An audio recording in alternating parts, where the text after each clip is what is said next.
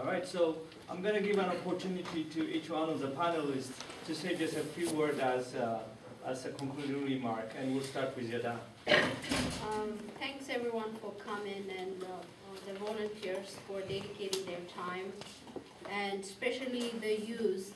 This is your program. Take ownership and get involved. Thank you. Dr. Mulmagat? I had, I think, two things. One, as a parent myself, and the second one as an educator. As a parent, I think a key part of the success of our children or youth is that we are engaged and we stay engaged. There's a lot that goes on outside of the classroom that requires us to be engaged. We face issues of crime, drugs, and those kinds of things that we haven't touched on that have impacted a lot of Ethiopian youth. These youth are excellent examples of success, but we should also be concerned about the youth that may not be successful. And I think that engaged parents, all of us need to be engaged parents. As an educator, some of the challenges I see is, I understand the networking that comes with having Ethiopians together, but also the networking that needs to happen with everybody else that is on that campus, because those people constitute a large majority that will be people that will be offering jobs, will be colleagues in the community, and will also have lots of resources. And so, yes, we need to be interacting among ourselves, but also let's try and engage the larger community as well. Thank you. Aidan? I actually have advice for children that are about to be in high school, or for parents that have kids like that. Get involved in what you want to do early on. Don't wait till your junior or senior year. Start early, like freshman year. Know what classes you want to take. And don't see being Ethiopian as a disadvantage. Like, I have friends that are, white, black, whatever, but I teach them about Ethiopia. Like, they want to learn about the language. So you can actually make it into like a fun type thing. So, Thank you. Meron? Well, to you guys, don't procrastinate with your work, because I do that sometimes and it gets me back. So, yeah, don't do that. And, thanks for coming. Dr. David? Yeah, so a couple of things. One is, especially for those in high school and in college, embrace the diversity that you are in. Never box yourself into any category, whatever. That's one advantage that being an Ethiopian American will bring you. Transcend that. And be able to team up, befriend the whole diverse group of people that you go to school. And high school and college are the best time to develop that skill, to work with a very diverse set of people. And then when you go to work, you will find out that that's a big asset that you have, that you will be able to work with a very diverse group of people. So never ever box yourself in any category that you'll find in school or in college, and go beyond the comfortable circle of friends you have and be able to collaborate. If you have a class project to work on, try to work with a diverse set of people to work with. If you have any other activity that you want to involve outside school, also try to have a diverse experience. And that is not just to have fun being in a diverse place, but it's a very, very key role to succeed in your careers. Because when you go to your career, you would have to deal with those people. And knowing how to deal with those people would be a key to your success. The other thing is about the community around here. All of you who are here, I would really want you to be ambassadors to the effort that's being made, and to broaden the participation of the youth around here. And what we are starting today, and then especially the mentorship program that we are going to continue. People spread the word and participate, and you guys also volunteer and be active. I think we can accomplish a lot, we can help each other a lot, but we need to participate. And never ever be discouraged by whatever you see, whatever your parents say. Just get together and try to be engaged. Thank you. Selena?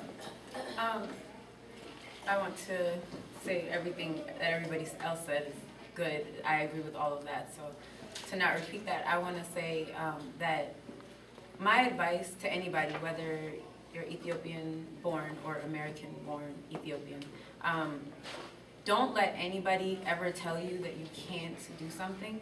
I think this applies to everybody in general, so this is like general advice.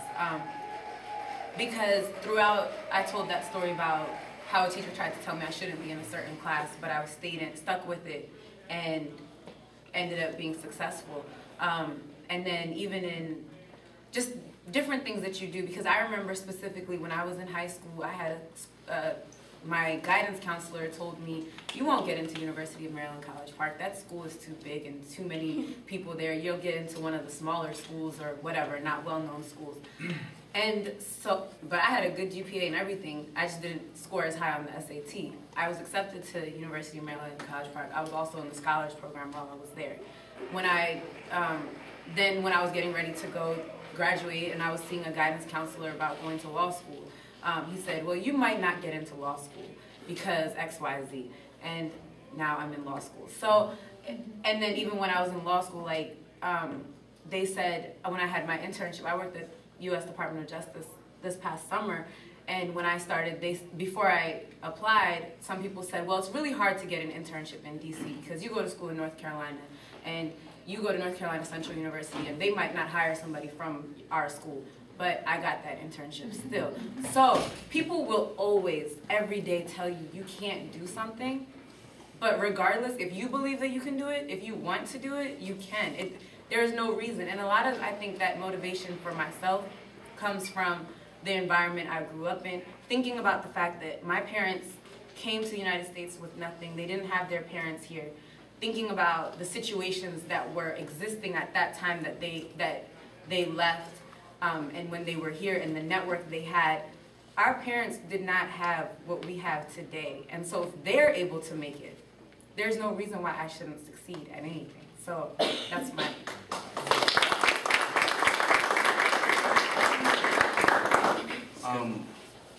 Use your resources. So everybody who's a student, raise your hand. Everybody who's a student, anybody, raise your hand. Yeah, so this is for you guys. This is all for you guys. So this is a resource. You know, if everybody that's here is here to help you guys. And you know, now I know this was a panel, but after this, take time to talk to everybody here that's not a student. Take time to get to know us. We want to get to know you guys because this is really to help everybody succeed the way that, you know, we have succeeded and other people in the audience have succeeded. So talk to us. We want to get to know you guys. And for all the parents, to facilitate that, please bring your children. And if you're for those that are, you know, not high school students or that are not in college, please bring your children. They definitely need your support. And I think it just speaks volumes about how we need to encourage the use of our resources. Sometimes we always look outward for resources when we have a lot of resources already in our communities. So encourage that. Get to know, if your child wants to be an engineer, maybe have them talk to your friend that's an engineer. They don't have to go to the career center. They have somebody close to them that can give them good advice. So really encourage the use of resources in our communities because we have strong ones and we have professionals that show that we can see today. So yeah, just use your resources, please. Thank you.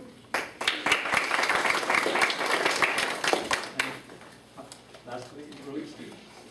I want to say a couple things. I know that today we're gathered here to give you guys advice on how you should conduct yourselves and the things that you should do to further yourself as far as education goes. And I think that education is a factor in living a more fulfilling and enriching life. And I think that part of that is also a lot of what we've been talking about today is embracing our Ethiopian heritage and our culture. So I just want to say, be proud of who you are, be proud to be Ethiopian, and build a strong sense of self. And I think that will lead you to do the things in life that you want to do. And I don't know how you guys are, and I don't know how you feel about being Ethiopian, but I know that sometimes it's easy to kind of forget that and loosen your grip on your culture and heritage and kind of fall into other cultures that are around you. I see a lot of I don't know, if you've ever heard people say you're acting like this kind of race or you're acting like this kind of race, and I see a lot of Ethiopian people kind of embracing things about other people's culture, namely maybe African American culture, and I just want to say maybe we can build and continue an Ethiopian culture and kind of have pride in that. Thank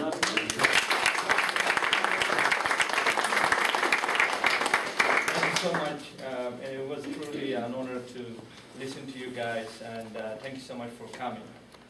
So I'd like to make a couple of announcements. Again, we're going to have a networking and session right after this. Please stick around.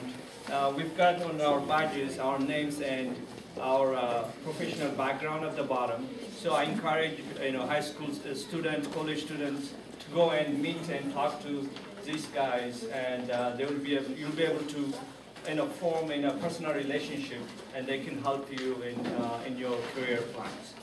And there are a couple of things I would like to do. First, I would like to recognize the volunteers who are